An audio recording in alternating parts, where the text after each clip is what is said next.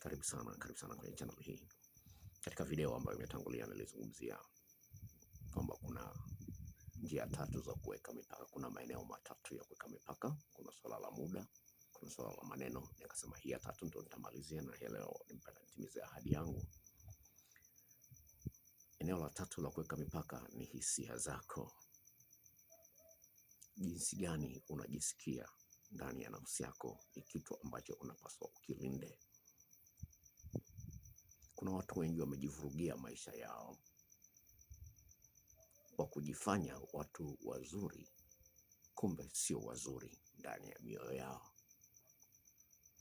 Na kwa sababu watu wameshindwa kuwawekea mipaka, wamefikia mahali ambapo wameingia hasara. Kuna mtu alimkopesha mtu hela, alafu hela zikapotea. Kuna mtu alimsaidia mtu akajikuta kwamba anaingia kwenye matatizo, mambo ya kesi.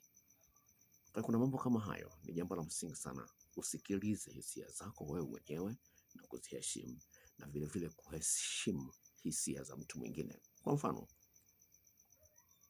umeona mtu amefanya jambo baya au amesema jambo baya, na mtu huyu kweli unamheshimu au unampenda. Anaweza kuwa bosi wako, anaweza kuwa jirani yako, anaweza kuwa mchungaji wako, anaweza kuwa shehe wako, au mtu ambaye ni muhimu katika maisha yako. Amefanya jambo ambalo ulipendi au amesema jambo ambalo ulipendi, limekuumiza. Watu wengi wana tabia, wanakaa kimya. Jambo limekuumiza na unakaa kimya. Unapokaa kimya, manake unampa huyu mtu kibali cha kukuumiza tena katika eneo lile lile. Kwa hiyo unapokuwa umekaa kimya alafu huna mkakati wa kumwambia yule mtu, unajitengenezea mazingira ambapo utaishi maisha ambayo hayana furaha katika maisha yako na utakufa mapema. Napenda nikwambie hili wazi kabisa. Kwa hiyo ni jambo la msingi sana ufahamu kwamba kumwekea mtu mipaka ili asiendelee kukuumiza ni jambo la msingi sana. Sasa kuna mahali ambapo mtu atafanya jambo ambalo hukubaliani nalo. Wengi watakaa kimya ili kudumisha hali ya amani. Hiyo ni amani feki. Cha msingi ni kutafuta maneno mazuri na kwa njia nzuri kumwambia huyu mtu ukweli kwamba kama unataka kuwa na uhusiano wa karibu na mimi, hili kwangu halivumiliki, halikubaliki. Kila mmoja anakosea, hakuna mtu ambaye akosei, si ndio jamani? Kila mmoja anakosea. Na kama kila mmoja anakosea, basi upo muhimu wa kueleweshana kwamba bwana, hapa umekosea, hapa umekosea, twende pamoja. Sasa kuna mtu amekosea, badala ya kumwambia wewe una watu unakaa kimya, alafu pokea simu zake, hujibu meseji zake, unaenda.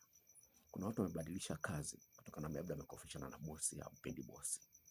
Kuna mtu ameachana na mchumba akaenda kuolewa mahali pengine ambako baadaye anajuta kwa sababu alishindwa kumwambia mwenzio ukweli, au alishindwa kumwambia bosi wake ukweli, au mfanyakazi wake mwenzio. Kuna watu wananuniana au wasemeshani kwa sababu gani? Mmoja aliokopa kumwambia ukweli mwenzie. Lengo anataka kudumisha amani. Kwa hiyo lazima uweke mkakati ndani ya moyo wako kwamba kama kuna jambo usilipendi, lazima nitamwambia huyu mtu. Lakini usimwambie kwa haraka. Kwanza umeliona lile jambo au umelisikia lile jambo, kaa nalo kwanza, liweke sawa sawa. Niliingizaje kwenye akili ya huyu mtu? Sio unakurupuka tu.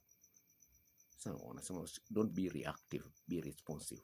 Yani baada ya kureact una respond. Kwa hiyo anaweza kufikiria kwamba limeisha, lakini no, kwa sababu unataka hilo jambo lisijirudie. Unamwambia bwana, mpaka wangu ni katika swala kama hili hapa. Hilo ni jambo la msingi sana. Kwamba katika maisha yangu kitu hiki sikitaki kabisa. Ajue. Mwambie kinachukia. Ajue. Awe ni bosi wako, awe ni nani wako. Usifiche hisia. Nakumbuka mimi nilihama kanisa moja. Mchungaji kanikopa hela. Laki mbili kama sikosei. Kanikopa hela. Akasema nitakurudishia baada ya wiki. Ikapita wiki, ikapita mwezi, hajanirudishia. Sasa huyu ndio anayefundisha watu waaminifu, alafu anafanya hivi. Nilimvaa, alirudisha hela yangu na kanisa nikahama. Simple. Nachozungumza hivi. Ni muhimu sana ujali hisia zako, na ndio maana Mungu akasema kwamba linda moyo wako kuliko vyote unavyovilinda, kwenye kitabu cha Mithali 4:23. Kwa maana linda moyo wako kuliko vyote unavyovilinda, kwa maana humo ndimo ambazo zinatoka chemchemi za maisha yako. Sasa unapokaa kimya, huyu mtu atakuona kwamba umekubaliana na hila hali, kumbe hujakubaliana nayo, itajirudia tena. Sasa unapofikiria kwamba kwa kumkwepa huyu mtu bila kumwambia, utakuwa unamkwepa tu. Kama utakutana na watu wengine wazuri, kwa kuna watu kwa mfano wameachana na mchumba akiamini kwamba bwana huyu hafai, kwa sababu amenifanyia hili hafai, akaenda kapata mchumba mwingine kule, naye akakutana na matatizo, au akaachana tena huko, akaenda na mwingine na akaachana tena. Kwa hiyo mpe mtu nafasi ya kujifunza kutokana na kosa lake. Mpe mtu nafasi kwa kumwambia ukweli kwamba hili silitaki. Kukaa kimya haisaidii. Hilo jambo la msingi sana. Sasa unaweza kusema bwana, nikimwambia atanipiga ngumi ya pua. Ni kweli kuna watu wanambia, lakini sasa tafuta jinsi ya kumwambia. Shida ni kwamba utamwambia kiasi ambacho mtu anaona kama vile unamtukana au unamdharau. Kuna mbinu mbalimbali, na kwenye channel hii nitakufundisha vitu vya kufanya. Kwamba kuna jambo gumu kweli, unajua kweli naweza nikapigwa nikisema. Sasa jinsi gani ya kumwambia akakuelewa bila kuona haja ya yeye kukupiga wewe, baada yake aone haja ya yeye kubadilika. Hiyo ndio kitu ambacho inapaswa kuwepo. Kwa hiyo lengo ni kumsaidia kupata solution ambayo ni safi na ya amani. Itamjenga yeye, itajenga na wewe, na itajenga uhusiano wenu. Iwe ni kazini, iwe ni jirani, iwe ni kanisani, iwe ni kwenye mchumba, whatever. Lengo ni kutengeneza mazingira ambayo ni mazuri sana. Nakwambia hivi, utajifunza mengi sana kwangu hapa. Naomba nisikilize. Haya mambo nimeyasoma na yamefanywa tafiti. Sawa? Unaposema no, unapokuwa umemkatalia mtu akakasirika, haimaanishi kwamba ilipaswa ukubaliane naye. Kila mtu anapaswa kujifunza kuheshimu kukataliwa, kuheshimu no ya mtu. Kila mtu anapaswa ajifunze kuheshimu kukataliwa. Usitake ni kunilazimisha nikubaliane na kitu ambacho moyo wangu hautaki, haukubaliani nacho. Siwezi nikajikataa mimi mwenyewe, siwezi. Ndio maana watu wengine wanajiua, kwa sababu anaweka tu mambo moyoni, anaweka mambo ya kimsingi, anaona nafuu ya kufa. Haipaswi kuwa hivyo. Kwa hiyo kuna kazi unayo, kuna wajibu unao wa kujiwekea mipaka wewe mwenyewe, na vile vile kuwawekea wengine mipaka vile vile. Kama kuna vitu ambavyo naweza nikavumilia, lakini kuna vingine siwezi nikavumilia. Kwa hiyo kuna watu wengine hawapendi kukosolewa, kuambiwa ukweli. Kuna watu wengine hawapendi tena kumwambia ukweli umemkasirisha.